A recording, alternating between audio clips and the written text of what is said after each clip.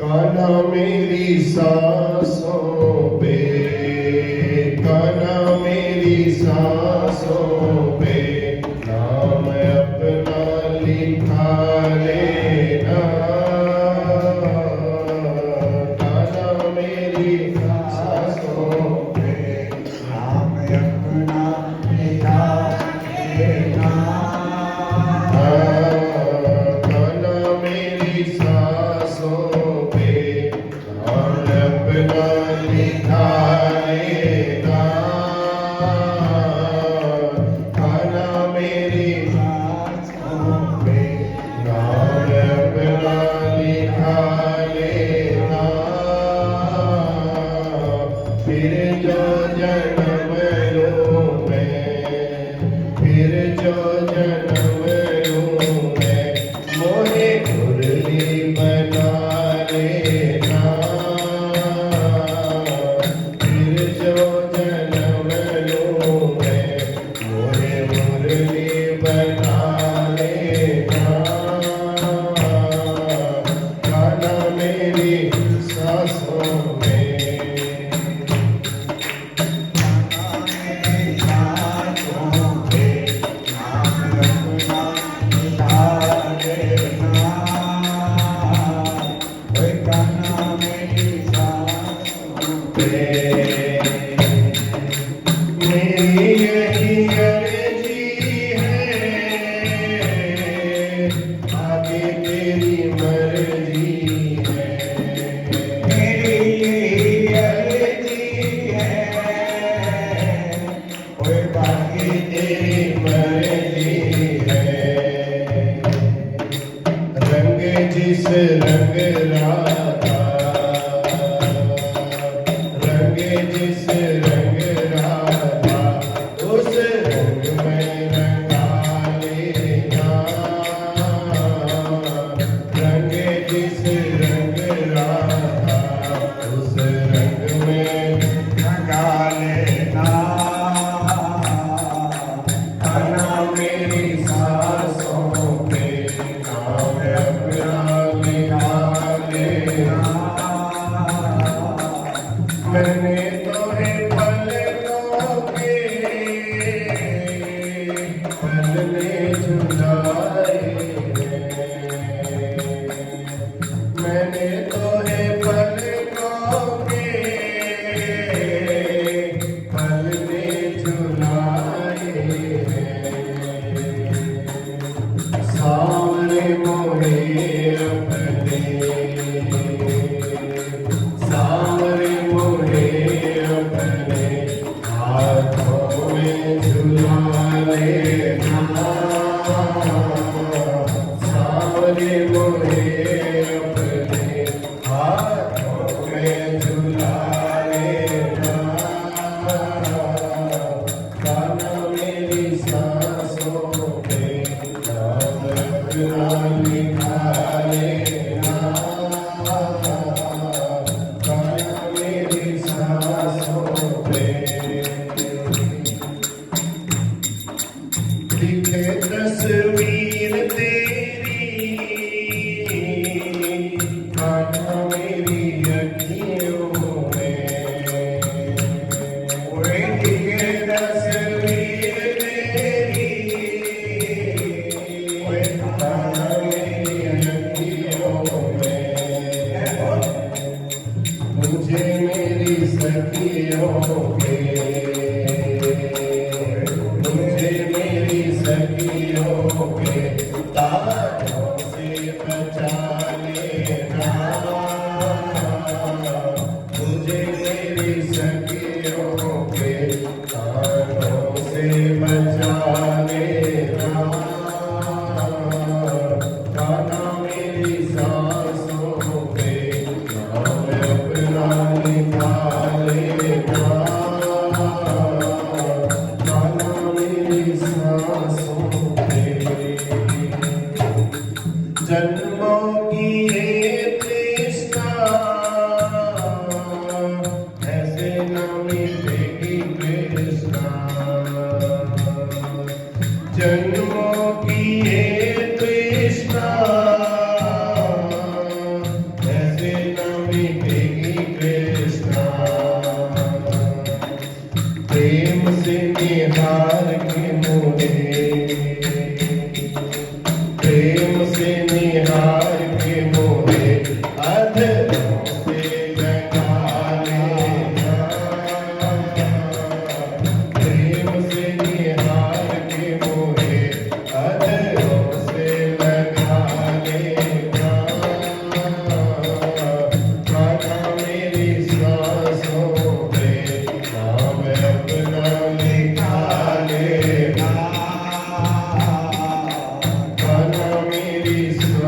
शोभे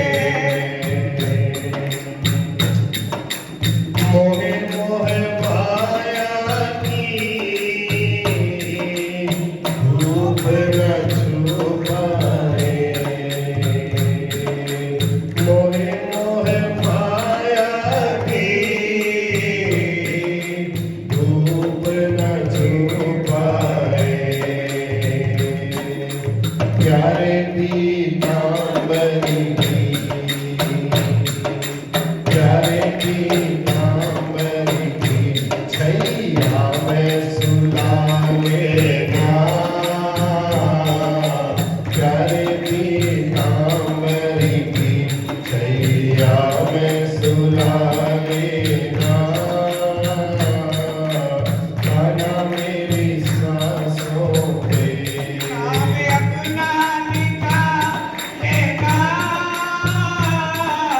गाना मेरी सांसों से नाम अपना लिखा लेना राधा का मन मोहन तुझ में समाया है राधा का मन मोहन तुझ में समाया है तेरे संग प्रीत नहीं तेरे संग प्रीत नहीं अब दुनिया से जाएगा तेरे संग प्रीत नहीं अब दुनिया से जाएगा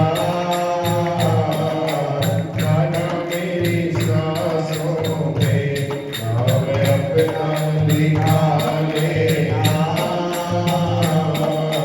खाना मेरी सांसों पे खाना मेरी सांसों पे खाना मेरी सांसों पे नाम अपना लिखा लेना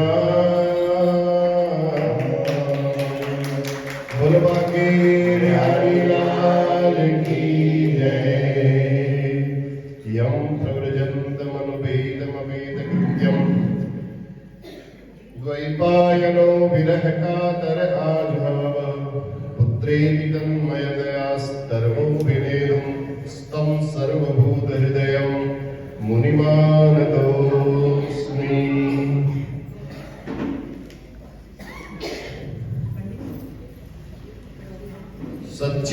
सच्चिदानन्दरूपाय विश्वोत्पत्त्यादिहेतवे तापत्रयविनाशाय श्रीकृष्णाय वयं नमः श्रीकृष्णाय वयं नमः बोलबा के बिहारी लाल की जय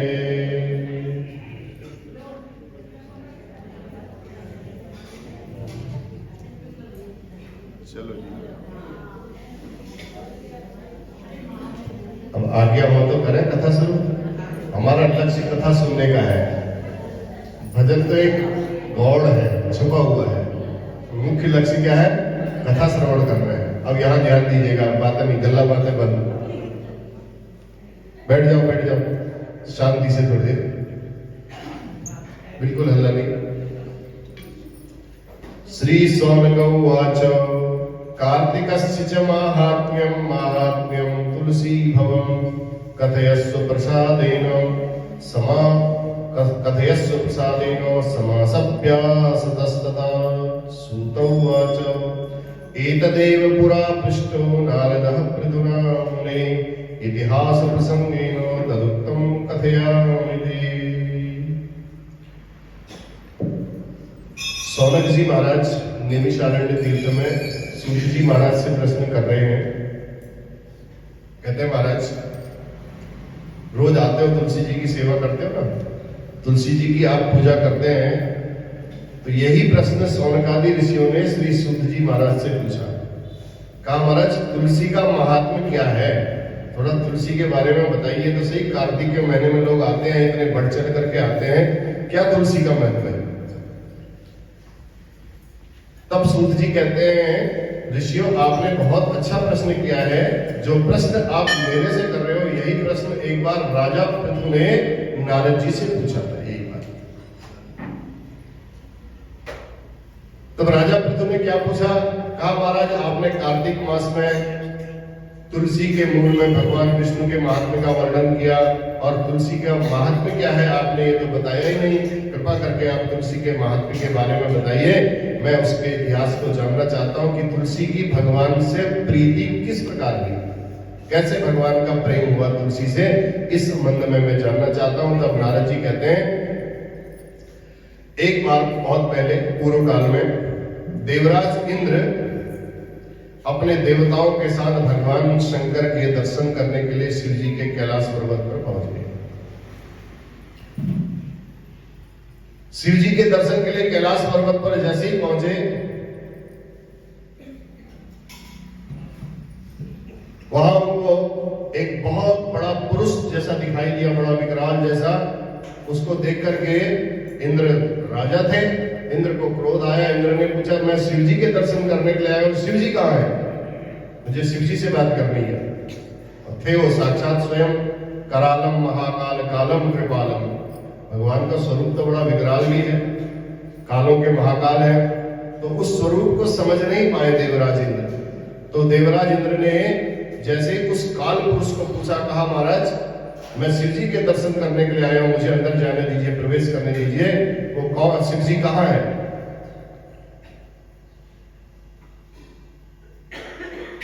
जैसे ही उस काल पुरुष से ऐसा प्रश्न किया, यज्ञ विध्वंसी, हे प्रभु, हे भोलेनाथ, मैं आपके दर्शन करने के लिए यहाँ आया हूं, ये काल पुरुष कौन है जो मुझे अंदर जाने से रोक रहा है? ऐसा शिव जी से ही इंद्र ने उस स्वरूप को न जान करके प्रश्न किया।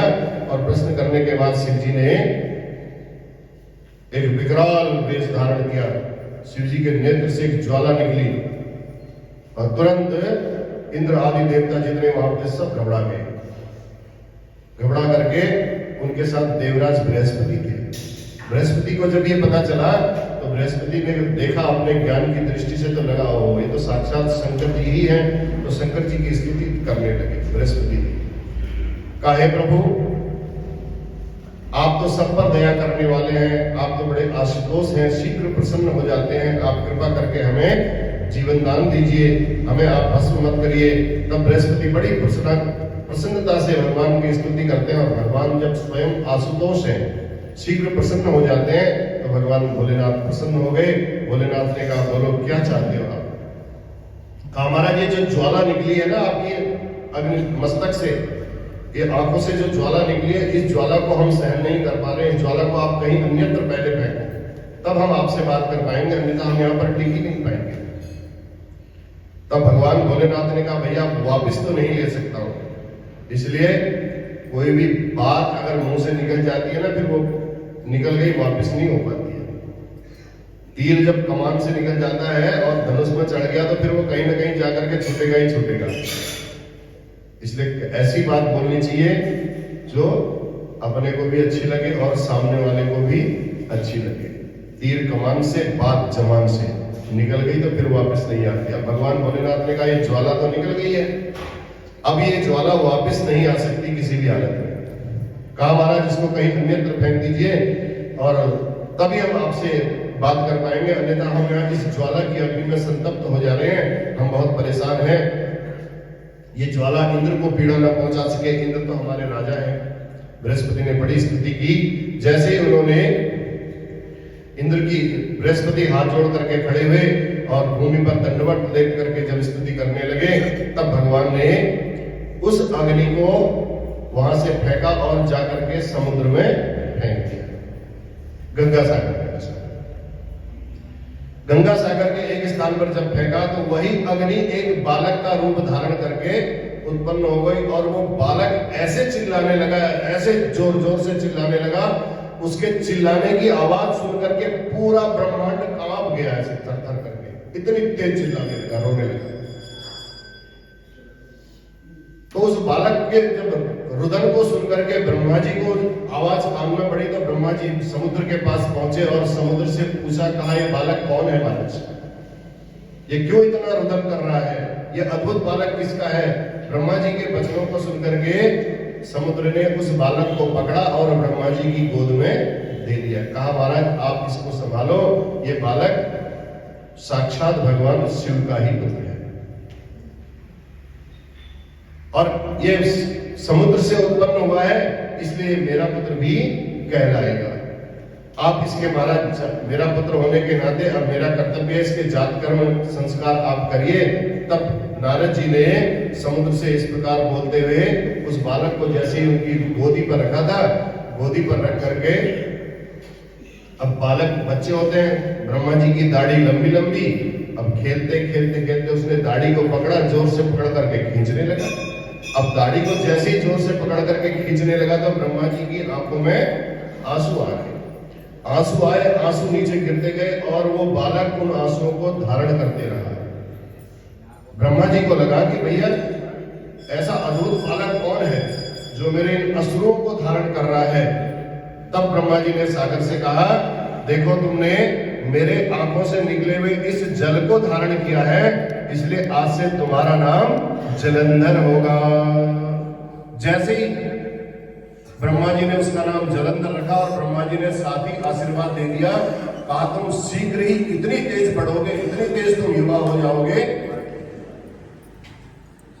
तुम्हें आगे बढ़ने के लिए, युवा होने के लिए कोई ज्यादा समय नहीं लगेगा। और तीसरा आशीर्वाद दिया, कहा तुम शंकर जी के पुत्र हो, इसलिए शंकर जी के द्वारा ही तुम्हारा वध होगा, किसी और के द्वारा तुम्हारा वध हो ही नहीं सकता है। कोई इस पृथ्वी लोक में पैदा ही नहीं हुआ है, इन त्रैलोक्य में कोई ऐसा पैदा नहीं हुआ है जो शंकर जी के अलावा आपका वध कर सके। तब नारद जी कहते हैं, भैया जिस स्थान पर यह उत्पन्न हुआ था उसी स्थान पर यह समाप्त होगा। तब ब्रह्मा जी ने शुक्राचार्य को बुला करके जलंधर का राज्याभिषेक करा दिया। जलंधर तुरंत जवान हो गया एकदम और जलंधर का राज्याभिषेक कराया और ब्रह्मा जी तो वहां से अंतर ध्यान हो गए। तब समुद्र ने बड़े प्रसन्न नेत्रों से अपने बालक को, जैसे हम देखते हैं बड़ा अच्छा लगता है उसकी रटगीरियां करना, उसका बोलना, उसका कोई बातें करना, ऐसे ही समुद्र को भी उसकी हर बातें बड़ी अच्छी लगने लगी। अपने पुत्र के मुंह को देखा और अब विचार किया कि मेरा बेटा बड़ा हो गया है, अब इसका विवाह कर दिया जाए। तो जैसे ही समुद्र ने विचार किया कि इसका विवाह किया जाए, तो उसी समय समुद्र ने प्रसन्न नेत्रों से अपने पुत्र के मुंह को देखा और उसकी पत्नी के रूप में एक कालनेमी नाम का राक्षस था।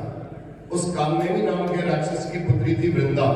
उस वृंदा से उसका विवाह संपन्न करा दिया। बड़े अच्छी तरीके से उसका विवाह हो गया, प्रसन्नतापूर्वक विवाह हुआ। अब वह वृंदा जो स्त्री थी वो इतनी अच्छी स्त्री थी, पतिव्रताओं में अग्रगण्य, ऐसी मधुर भाषणी, बड़े सुंदर स्वभाव वाली, रात दिन अपने पति की सेवा में लगी रहती थी। जलंधर के आगमन पर उसके हाथ जोड़ करके पाद्य अर्घ्य जो भी उनके से हवा करना, ये सदैव उसके सामने अपने पातिव्रत्य धर्म का पालन करते हुए अपने समय को व्यतीत करने लगे। पातिव्रत्य धर्म जब उसका पूरा हो गया तो एक बार अपने समय के अनुसार वह स्त्री के लिए पति ही सर्वस्व होता है, इसलिए यह जानकर के किसी भी रूप में अपने पति की सेवा में लगी रहती थी, अन्यत्र उसके लिए किसी और कार्य को उत्तम धर्म नहीं मानती थी। तब नारद जी कहते हैं, जो दैत्य पूर्व काल में देवताओं से पराजित होकर के पाताल लोक में रह गए थे, देवताओं ने हरा दिया था जिन राक्षसों को, वे सब जलंधर को जब उनको पता चला कि जलंधर अब हमारा राजा हो गया है, तो जलंधर का आश्रय पाकर के भूमंडल पर सबके सब आने लगे, सब विचरण करने लगे। सब राक्षसों को पता चल गया कि जलंधर बहुत बलवान है, तो जलंधर के पास आए, विचरण करने लगे। एक बार जलंधर ने जब देखा सारे वहां राक्षस लोग विचरण कर रहे हैं, राहु को देखा तो उसका सिर कटा हुआ। राहु का सिर कटा हुआ देखा तो शुक्राचार्य जी को बुलाया और शुक्राचार्य जी से पूछा, कहा महाराज बताओ कि राहु का सिर कैसे कटा, इसका कारण बताओ। तब शुक्राचार्य जी ने सारे समुद्र मंथन से लेकर के सारी बातें बताई, अमृत निकला, ऐसा ऐसा हुआ, ऐसा ऐसा हुआ, और ये अमृत पीने के लिए वहां चले गए। देवताओं ने छल से इनका गला ही काट दिया। बड़ा अभिमान, देवताओं की इतनी हिम्मत, हमारे जितने मित्र हैं, हमारे रिश्तेदार हैं, इनके साथ ऐसा व्यवहार किया, ये तो बड़ा गलत व्यवहार किया। मैं राजा हूं यहाँ का, मैं सबसे बड़ा श्रेष्ठ हूं, आपने सब देवताओं से ललकारने लगा, देवताओं से कहता आप लोगों ने हमारे इन मित्रों के साथ अच्छा व्यवहार नहीं किया है, मैं भी आपके साथ ऐसा ही व्यवहार करूंगा। आपने समुद्र में से जितने रत्न निकाले थे वो रत्न भी आप हमें दे दो, और अमृत जो आपके पास है वो अमृत भी हमें दे दो। नारद जी कहते हैं दूध के तुरंत जलंधर ने एक दूत को बुलाया और दूत को बुला करके कहा जाओ देव इंद्र की सभा में जाओ। इंद्र की सभा में दूत पहुंचा और घसपर था उसका नाम। वो दूत पहुंचा और दूत ने जैसे इंद्र को बोला कि भैया मैं दैत्यराज जलंधर का दूत हूं और उन्होंने मुझे वहां से भेजा है, आप कृपा करके जितना भी आपने समुद्र मंथन के बाद जो जो रत्न आपके पास निकले थे वो सब आप लौटा दीजिए। तो देवराज इंद्र कुछ चकित हो गए ऐसा सुनकर, उनको बड़ा आश्चर्य हुआ और कुछ भयभीत भी हो गए। जब दूत ही इतने हिम्मत से आकर के यहाँ पर ऐसा बोल रहा है तो इंद्र ने कहा भैया देखो, समुद्र ने हमसे डरे हुए पर्वतों को अपने हृदय में बैठाया था उसी, और उसने ही हमारे शत्रु राक्षसों को अपनी गोद में स्थान दे करके, जो आप लोग राक्षस लोग थे, समुद्र ने अपनी गोद में बैठा करके उनको अभय परख दिया था, निडर होकर उन्होंने का आशीर्वाद दिया था। इसलिए हमने समुद्र का मंथन किया। समुद्र का मंथन करने का हमारा और कोई कारण नहीं था। समुद्र का एक पुत्र था शंखासुर, जो देवताओं से शत्रुता करने लगा। शंखासुर देवताओं से बड़ा शत्रुता करने के कारण उसने भगवान विष्णु से युद्ध करने की ठान ली। तो भगवान विष्णु ने शंखासुर को नष्ट कर दिया था। ये बात भी जब जलंधर को पता चली तो समुद्र के मथने का यथार्थ कारण उसको जब पता चला, तब नारद जी कहते हैं वह दूत तो सारी बातें लेकर के जैसी इंद्र ने बताई वो जाकर के वापस लौट गया और जलंधर को सारा वृत्तांत बताया। जलंधर को कहा भैया राजा इंद्र ने तो ऐसी ऐसी बातें बोली हैं, तुम्हारा शंखासुर नाम का भाई था उसको भी मार दिया था, और जितने रत्न निकले थे समुद्र में से वो भी सब ग्रहण कर लिए थे। तो जलंधर ने जब ये वृत्तांत सुना तो जलंधर के होंठ आवेश से कांपने लगे, बड़ा क्रोध आ गया उसको। अब चारों दिशाओं में सब राक्षसों को उसने फैला दिया, कहा जाओ युद्ध करने के लिए सब तैयार हो जाओ। शुंभ निशुंभ जितने सेनापति थे, इंद्र के जो नंदन नाम का जो उसका कानन है, बगीचा है, वन है, वहां सब लोगों ने घेर लिया।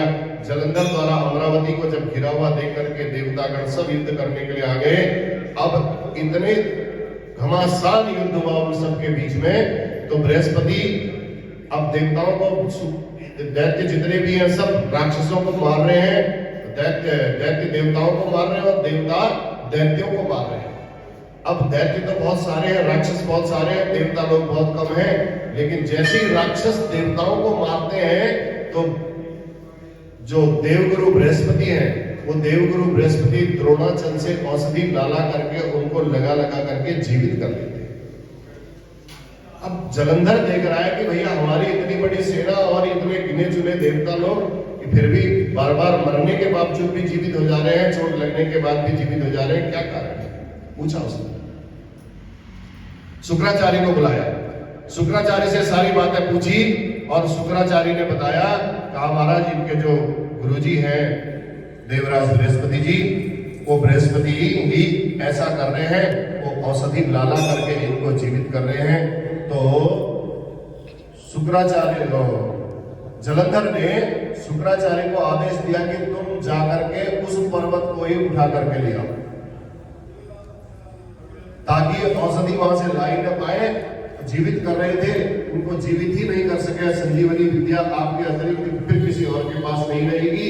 तो ऐसा कह करके दैत्यराज जलंधर द्रोणाचल पर्वत को उठा करके शुक्राचार्य ने बताया, समझाया कि भैया एक ही उपाय है देवताओं को मारने का, कि उस द्रोणाचल पर्वत को उठा करके ले आओ। गया जलंधर, बहुत तेज वेग से गया, द्रोणाचल पर्वत को उठाया और उठा करके समुद्र में फेंक दिया। अब बृहस्पति मरे हुए देवताओं को जिलाने के लिए, जब जिंदा करने के लिए औषधि लाने के लिए गए, देखा वहां तो कुछ है ही नहीं, उस स्थान पर कुछ दिखाई नहीं दिया। उस समय दैत्यराज जलंधर से पराजित होकर के भय की आशंका हो गई कि अब हम हार गए। तो बृहस्पति ने तुरंत देवताओं को वहीं से आवाज लगाई, देवताओं को कहा कि भैया तुम लोग यहाँ से भाग जाओ, अब तुम्हारा बचने का कोई भी यहाँ साधन नहीं है। अगर तुम लोग भागे नहीं, छिपे नहीं, तो तुम जीवित नहीं लौट पाओगे। भगवान ये जलंधर भगवान शंकर के अंश से उत्पन्न हुआ है। इंद्र ने जैसा किया, बृहस्पति ने जैसा आदेश दिया, इंद्र ने वैसा ही किया। और बृहस्पति के उन वचनों को सुनकर के सब देवतागण सब दिशाओं में भाग गए। देवताओं को भागा हुआ देख करके शंख भेरी आदि लेकर के वाद्य यंत्रों को बजाता हुआ जलंधर अमरावती पर पहुंच गया और वहां प्रवेश कर लिया। देवताओं की नगरी में प्रवेश करके सुमेरु पर्वत की जो गुफा थी, देवता इंद्रादि सभी देवता सुमेरु पर्वत की गुफा में जाकर के छिप गए। जलंधर भी सुमेरु पर्वत पर ही जाने लगा देवताओं को मारने के लिए। जब नारद जी बोलते हैं, दैत्यराज उसको आता हुआ देखकर, जब देवताओं ने देखा कि जलंधर यहाँ आ रहा है, तब सब देवता हाथ जोड़ करके वही जिस गुफा में बैठे थे वही भगवान विष्णु की स्तुति करने लगे। भगवान की स्तुति की, कहा है प्रभु आपने तो मत्स्य अवतार धारण किया, कच्छप अवतार धारण किया, आपने सारे कार्य संपादित किए हैं, आप संतापहारी हैं, आप पोषण करने वाले हैं, आप संहार करने वाले हैं। शंख चक्र गदा पद्म आप अपने हाथ में धारण किए हुए। हे प्रभु हम आपको प्रणाम करते हैं, हम आपको नमस्कार करते हैं, आप हमारे पर कृपा करिए। तब भगवान विष्णु ने, नारद जी कहते हैं जो मनुष्य, ये संकट नाशक स्तोत्र है इसमें, जो इस नारद जी कहते हैं इस संकट नाशक स्तोत्र का भी जो पाठ कर लेता है उसके सब प्रकार के संकट दूर हो जाते हैं, वो कभी दुखी नहीं होता है। इस प्रकार देवताओं ने दैत्यहारी विष्णु की स्तुति की और विष्णु भी देवताओं के सब संकट से अवगत हो गए। तब कृपा से खिन्न मन वाले भगवान विष्णु गरुड़ जी पर बैठे और उस समय लक्ष्मी जी ने उनसे कहा, भैया देखो तुम जा तो रहे हो, कहाँ जा रहे हो, कृपा करके मुझे भी बताओ। लक्ष्मी जी भगवान विष्णु स्तुति करते करते प्रसन्न हो गए, अपने गरुड़ पर बैठे और लक्ष्मी जी ने पूछा, कहा आप कहाँ जा रहे हो, आपके जाने का कारण क्या है, आप मुझे बताइए। तब लक्ष्मी जी बोली, हे कृपा निधि मैं आपकी सदैव प्रिय हूँ, आपकी अर्धांगिनी हूँ, आपकी पत्नी हूँ। आप देखो मैं भी समुद्र से उत्पन्न हुई हूँ और जलंधर भी समुद्र से उत्पन्न हुआ, इसलिए वो मेरा भाई हुआ। अब आप बताओ मेरे भाई को यदि आप मारने जा रहे हो तो ये उचित नहीं है, क्या आप मेरे भाई को युद्ध में मारोगे? लक्ष्मी ने तुरंत रोक दिया। उसे ब्रह्मा जी का आशीर्वाद भी और तुम्हारा भी प्रिय है, इसलिए आप ऐसा मत करिए। तुरंत भगवान विष्णु ने कहा, तब भगवान विष्णु ने कहा वो मेरे द्वारा मारा ही नहीं जाएगा, उसको आशीर्वाद है कि वो शंकर जी के द्वारा ही मारा जाएगा। इस तब नारद जी कहते हैं, ऐसा कह करके भगवान विष्णु शंख चक्र गदा पद्म सशंख चक्रम सग्रीव कुंडलम सफेद वस्त्रम सरसीरु हेक्षणम, अपने जितने अस्त्र और शस्त्र थे उन सबको धारण करके भगवान विष्णु युद्ध करने के लिए बड़े तीव्र वेग से गरुड़ में बैठ करके आकाश के मार्ग से उसकी ओर जलंधर की ओर जाने लगे।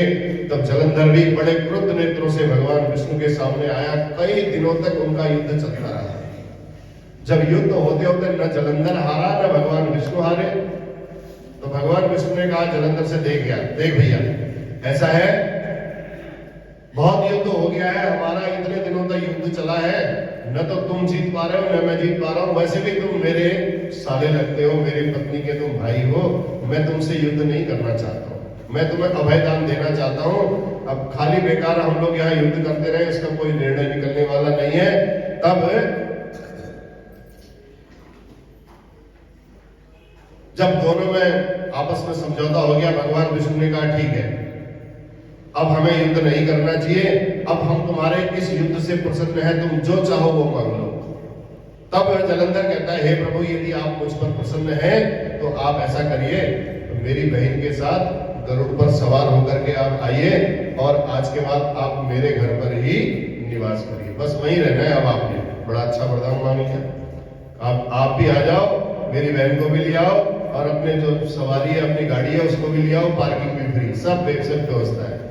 आप आकर के मेरे यहाँ रहो, तब नारद जी कहते हैं भगवान विष्णु ने कहा एवं अस्तु, आओ ऐसा ही होगा, जैसा तुम चाहते हो वैसा ही होगा। ऐसा कहकर के लक्ष्मी सहित सभी देवताओं के साथ जलंधर के नगर में पहुंच गए। तब जलंधर अपने दैत्य साथियों को, अधिकारियों को, सब पदों पर उसने जो नियुक्त किया था शीघ्रता पूर्वक पृथ्वी पर आया और आकर के उसने कुछ रत्न एकत्र किए और अपने सब अधिकार में लेकर के राज्य करने लगा। निशुंभ नाम का महाबली दैत्य को पाताल लोक में स्थापित करके उसने अपने अधिकार में ले लिया। इस प्रकार दैत्यराज जलंधर पुरवासियों को अपनी प्रजा और पुत्र की भांति धर्म पूर्वक पालने लगा। अब राज्य चलाने में जलंधर के राज्य में जब आघात हुआ तो जलंधर प्रजापुत्र की भांति अपनी प्रजा को बिल्कुल अपनी संतान की तरह मान करके उसकी सेवा करने में लगा हुआ। कोई रोगी, कोई दीन, कोई दुखी उसकी दिखाई नहीं देता था। तब नारद जी कहने लगे इस प्रकार भगवान विष्णु और लक्ष्मी जी धर्मात्मा जलंधर के यहाँ उस शासित राज्य में, अब नारद जी कहते हैं मेरी भी इच्छा हुई कि भगवान विष्णु लक्ष्मी जी के साथ गए हैं तो चलो मैं भी जाकर के देखूं। देखो नारद जी जहां जाते हैं तो वहां फिर उस कार्य में कहीं ना कहीं फिर मोड़ आ जाता है, ट्विस्ट आ जाता है। नारद जी का जाना माने है कि कृपा होनी ही होनी है। नारद जी भी भगवान के अवतार हैं और ये भगवान का मन है। नारद जी कौन है? ये भागवत का प्रसंग है। नारद जी भगवान का मन है। भगवान ने जो सोच लिया नारद जी ने वही करना है। अब नारद जी कहते हैं, नारद जी बता रहे हैं राजा पृथु को, कहते हैं हे राजन, जब मैंने देखा कि भगवान विष्णु लक्ष्मी जी के साथ जलंधर के राज्य में पहुंच गए हैं तो मेरा भी मन हुआ कि चलो देखें कैसे रह रहे हैं वहां। ये तो अपने वैकुंठ लोक में बड़े आराम से रहते थे, अब ये वहां कैसे रह रहे हैं। तो ऐसा देखने के लिए मैं वहां गया। अब नारद जी ने क्या क्या देखा ये हम कल की कथा में आपको बताएंगे। बोलो बांके बिहारी लाल की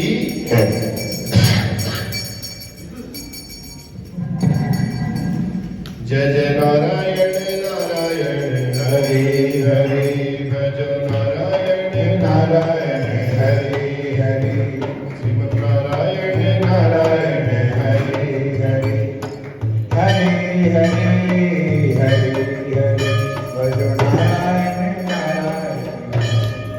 श्री भागवत भगवान की है आरती, पापियों को पाप से है तारती। श्री भागवत भगवान की है आरती, पापियों को पाप से है तारती, पापियों को पाप से है तारती। ये अमर ग्रंथ, ये मुक्ति पंथ, ये पंचम वेद निराला, ज्योति जगाने वाला। ये अमर ग्रंथ, ये मुक्ति पंथ, ये पंचम वेद निराला, ज्योति जगाने वाला। हरि नाम मेरी, हरि नाम मेरी, हरि नाम मेरी, हरि नाम मेरी, यही जग मंगल आरती। पापियों को पाप से है तारती, श्री भागवत भगवान की है आरती, पापियों को पाप से है तारती। ये शांति गीत पावन पुनीत, पापों को मिटाने वाला, हर जन दिखाने वाला। ये शांति गीत पावन पुनीत, पापों को मिटाने वाला, हर जन दिखाने वाला। ये सुख करनी, ये दुख हरनी, ये सुख करनी, ये दुख हरनी। श्री मधुसूदन की आरती, पापियों को पाप से है तारती। श्री भागवत भगवान की है आरती, पापियों को पाप से है तारती। ये मधुर बोल जगवंत कौन, संभाल के दिखाने वाला, पीढ़ी को बढ़ाने वाला। ये मधुर बोल जगवंत कौन, संभाल के दिखाने वाला, पीढ़ी को बढ़ाने वाला। श्री राम यही घनश्याम यही, श्री राम यही घनश्याम यही, प्रभु की महिमा की आरती, पापियों को पाप से है तारती। श्री भागवत भगवान की है